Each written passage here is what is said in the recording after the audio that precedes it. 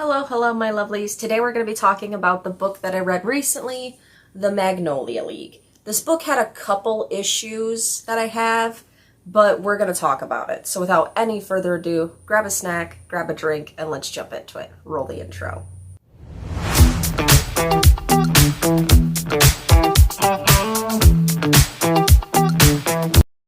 Welcome back. Now, we have a couple housekeeping things here on the channel. I've been, taking some more days off because I have been going through some extreme burnout recently, and I am just trying to develop a schedule that works for me, that works for my body, because I also have issues with my body, and some days I can't get out of bed.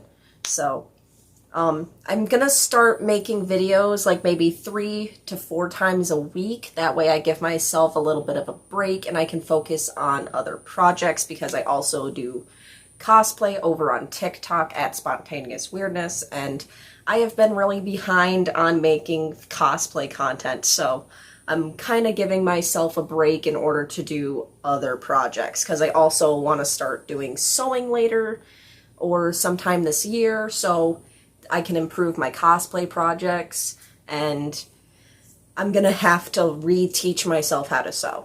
So that's all the housekeeping things we have out of the way. There's gonna be a new schedule for the channel, and you should also check out my TikTok if you feel like it. It's random over there, just like here, but it does have most of my cosplay stuff, and I've posted some shorts on here. So anyway, we're going to talk about the Magnolia League.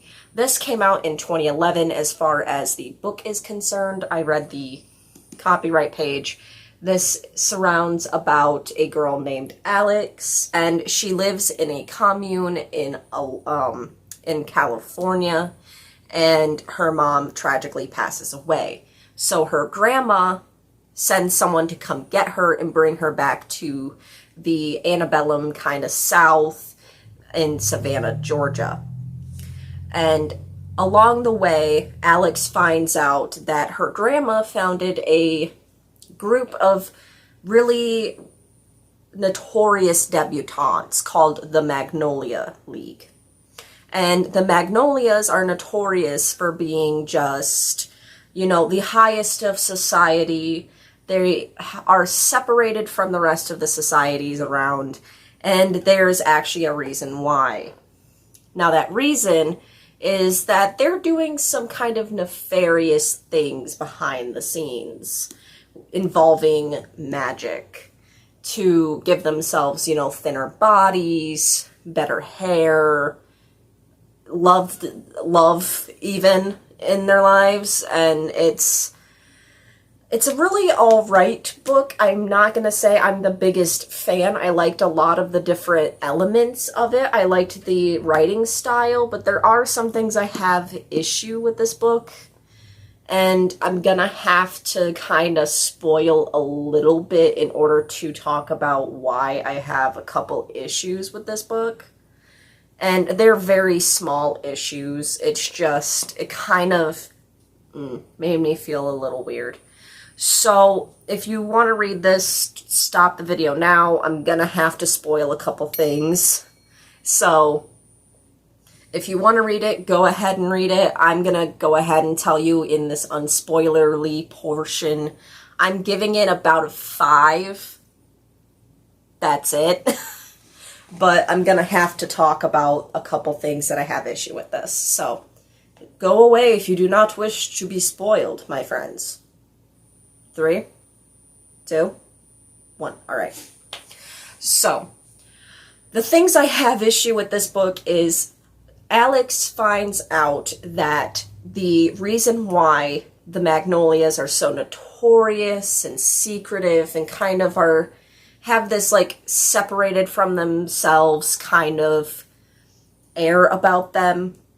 There's so much different about the Magnolias than like other debutante societies is people can't leave the town, and her grandma, and this is how the Magnolia League was formed, is she wished for a love spell. She bargained for a love spell from somebody, and it caused the Magnolia League to exist, and then the man that she made or had the love potion made for was a hoodoo practitioner. If you don't know, hoodoo, I am pretty sure with my experiences with spirituality, is a closed practice, which means not everyone has access to this practice because it is culturally significant to the people that practice it. It's a closed practice. And so her grandma goes and basically blackmails this practitioner because he created a hex that killed a well-known oil tycoon. And she threatens to tell everyone. And so he's like, no, I'll give you this love spell to help your problem if you don't tell on me. And so that's kind of how the Magnolia League is formed. And she keeps blackmailing him and his future family. And they're like the only people of color in this book. So basically the Magnolia League, they're buying the spells from them. But that's kind of how the whole system of them buying spells from him and his family started. Is she basically blackmailed him and not continuing to blackmail him later on, but it struck me as odd that they're just blackmailing this guy and his family for a long time, and then they keep continuously buying spells from them, which they do buy the spells. The people of the Magnolia League buy the spells, but that part struck me as odd. I don't know why. And then they're even being taught the spells. In some of the instances, Alex herself uses the spells. She gets the recipe and does it herself. Other members of the Magnolia League do it themselves as well, which it's a closed practice. Not supposed to do it.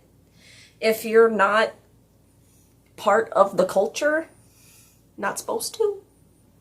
So that part is the only part that kind of rubbed me the wrong way. Also, they just kind of bully Alex into changing her whole personality and who she is by way of keeping reminding her of her mom, who she doesn't really have that much history about her mom. She remembers her mom growing up and her mom raised her, but she knew nothing about her mom's teen years, and her mom never really brought it up to her because she was also in the Magnolia League, and it caused her to leave before she got pregnant with Alex. So it's they keep reminding her of her mom and saying your mom was a Magnolia, your mom went along with all of this. Why wouldn't you? I bet if you did this certain skinny spell, you would look just like her when she was your age. Kind of stuff. They kind of manipulate her into becoming just like them, where she, in the beginning, is she has dreads in her hair. She is very outspoken. She doesn't want to wear frilly things. She doesn't want to change for anybody. She just wants to get out of town, and she does. And then she finds out that her current boyfriend that she had in California actually isn't her boyfriend, that he's been cheating the whole time. And they destroy her mother's garden after her mom passes away and Alex moves to the south. They destroy her mother's garden that I guess she worked on for the longest time. And it's just devastating to her. It's gut punches on the main character every chapter. So that's just kind of the issue I had with this book, was the use of the closed practice. But that's just me. I'm not saying to go hate the author. I don't hate the author. I actually quite enjoyed this book. That's why I'm giving it a 5. But I can't give it a higher score because of that issue. Again, it was 2011, different time, but still. Reading this with a 2022 perspective is for me. So I'm going to give it a 5. This was by Katie Crouch. I think it was all right. It's just that one thing that bothered me.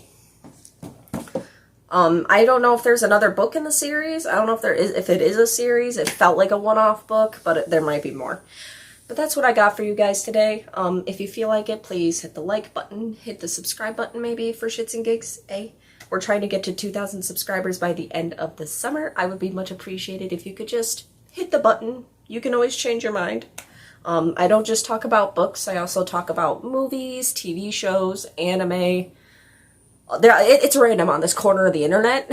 That's why the name is The Random Show. It's random for a reason. So I'm sure if you look around the channel, you'll find something you like. So that's what I got for you guys today. Have you read this book? What did you think about it? Let me know if hoodoo really is a closed practice, because as far as I am aware in my spiritual journey in researching this kind of stuff, everything I've seen has said hoodoo is a closed practice. So let me know if I am wrong. Let me know if I am right about that. I don't want to be wrong about it. And if I need to be corrected, please correct me. I don't want to offend anybody. Okay? I really don't want to offend anybody. So that's what I got for you guys today. I hope you have a great one, and I hope you have a great day, and happy reading.